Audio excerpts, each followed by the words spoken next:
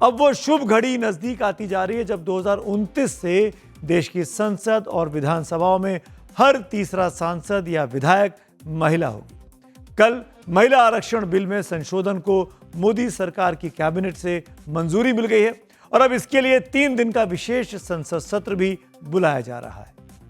हमने कुछ वर्ष पहले नारी शक्ति वंदन अधिनियम पारित किया था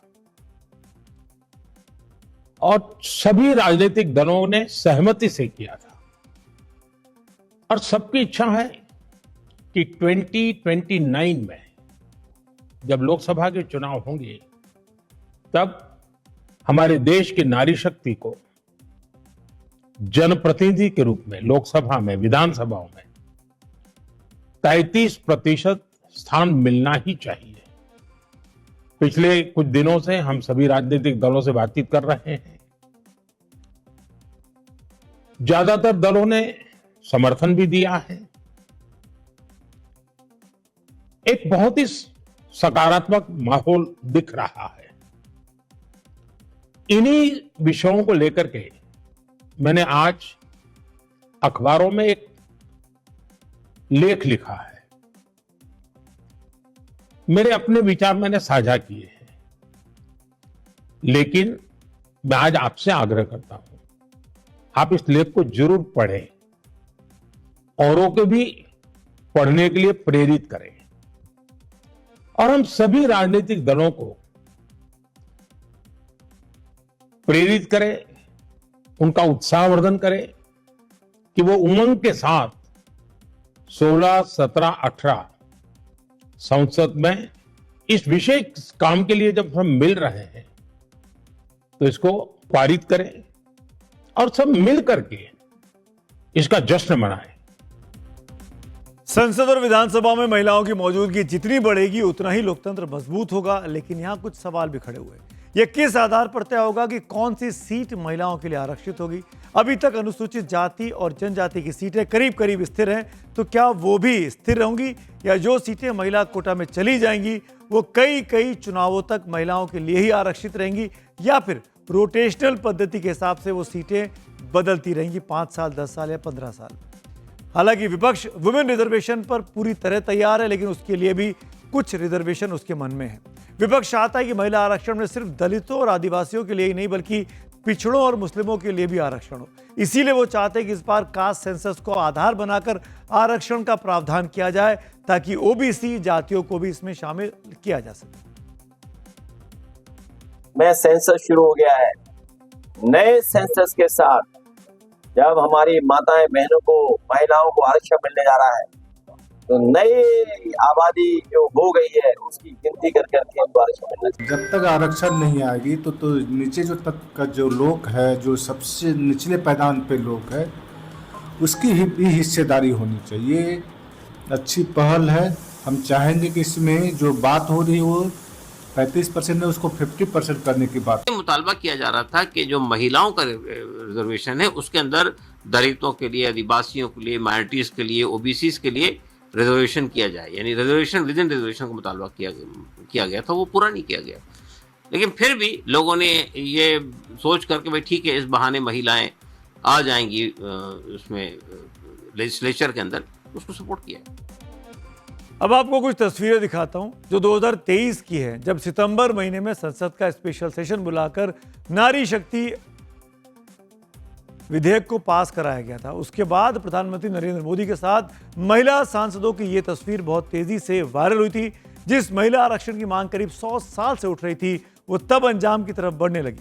लेकिन अब उस विधेयक में भी संशोधन इसलिए किए जा रहे हैं, इस बात को भी समझ लीजिए कि अभी तो बिल पास हुआ था, फिर उसमें संशोधन क्यों किए जा रहे हैं। पहले यह कानून 2026 से होने वाले जनगणना के बाद नए परिसीमन आयोग के लागू होने के बाद होता।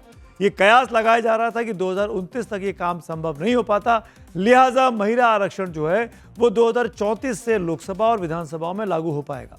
लेकिन अब इसे 2011 की जनगणना के मुताबिक ही परिसीमन नए तरीके से कराकर इसे लागू किए जाने की सरकार की योजना है। जो जानकारी टाइम्स नाउ नवभारत को मिल रही है उसके मुताबिक मौजूदा लोकसभा सांसदों की संख्या 543 से बढ़कर 816 की जाएगी। उनमें से महिलाओं के लिए 273 सीटें आरक्षित हो जाएंगी। इस संशोधन विधेयक को पास कराने के लिए 16 से 18 अप्रैल के बीच संसद का विशेष सत्र बुलाया गया है। संसद से मंजूरी मिलने के बाद 31 मार्च 2029 से यह कानून लागू हो जाएगा, यानी उसी साल होने वाले लोकसभा चुनाव में यह कानून प्रभावी हो जाएगा। इसमें दलितों और आदिवासियों के लिए आरक्षण की व्यवस्था जैसी थी वो बनी रहेगी। महिलाओं के लिए अच्छे दिन आ रहे हैं तो इसके पीछे 100 साल का संघर्ष भी काम कर रहा है। 1931 में राष्ट्रीय आंदोलन के दौरान महिला आरक्षण पर पहली बार चर्चा हुई, लेकिन प्रस्ताव खारिज हो गया। 50 साल बाद 1971 में फिर महिलाओं के आरक्षण का सवाल उठा, लेकिन विरोध के साए में दब गया। संयोग से तब देश की प्रधानमंत्री एक महिला ही थी, इंदिरा गांधी। हालांकि 1989 में अपनी सरकार के आखिरी दिनों में राजीव गांधी ने पंचायत के चुनावों में महिलाओं को आरक्षण देने के लिए संविधान संशोधन विधेयक को लाए थे, लेकिन वो उस वक्त राज्यसभा में पास नहीं हो पाया था। उसके बाद 1993 में नरसिम्हा राव सरकार के दौरान 73वें और 74वें संशोधन के जरिए पंचायतों और नगर निकायों में महिलाओं के लिए 1/3 सीटें आरक्षित कर दी गई। आज स्थिति यह कि महाराष्ट्र, आंध्र प्रदेश, बिहार, छत्तीसगढ़, झारखंड और केरल सहित कई राज्यों ने स्थानीय निकायों में महिलाओं के लिए 50% आरक्षण लागू किया हुआ है। लेकिन बात संसद तक महिलाओं की भागीदारी की थी, जो 30 साल पहले बहुत मुश्किल लग रहा था। 1996 में राव सरकार के पतन के बाद देवेगौड़ा सरकार इस पर विधेयक लेकर आई। बाद में गुजरात सरकार के दौरान इस महिला आरक्षण का तीखा विरोध सत्तारूढ़ जनता दल के सांसद शरद यादव ने यह कहकर किया कि इससे परकटी महिलाओं को फायदा होगा, यानी संपन्न और संभ्रांत महिलाओं को। महिला आरक्षण को लेकर यही सोच लालू यादव और मुलायम सिंह यादव की भी उस वक्त में हुआ करती थी। की महिलाओं का, अनुसूचित जाति का और पिछड़ी जात का आरक्षण जब तक प्रावधान नहीं किया जाएगा, बिल पेश नहीं किया जाएगा। ये सारी हमारी मांग चली आ रही है और इसलिए आज मैं विरोध इसका कर रहा हूं। नए संसद भवन के निर्माण के पीछे एक बड़ा कारण यह भी था कि सांसदों की संख्या बढ़ने के बाद अगर तो बैठेंगे तो कहां बैठेंगे, क्योंकि पुरानी संसद में उतनी सीटें नहीं थी, उतनी जगह नहीं थी। अब उम्मीद कीजिए कि 2029 में अगली लोकसभा जब बैठेगी तो पूरा सदन भरा होगा और उसमें आधी आबादी की शानदार मौजूदगी, कम से कम 1/3 मौजूदगी तो पक्का तौर पर रहेगी।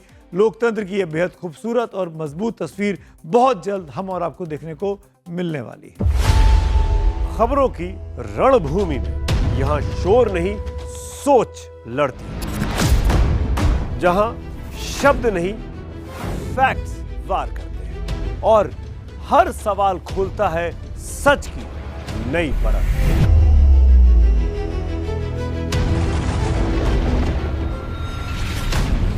चक्रव्यूह आपके अपने सुमित अवस्थी के साथ सोमवार से शुक्रवार शाम 6:57 पर टाइम्स नाउ नव भारत पर।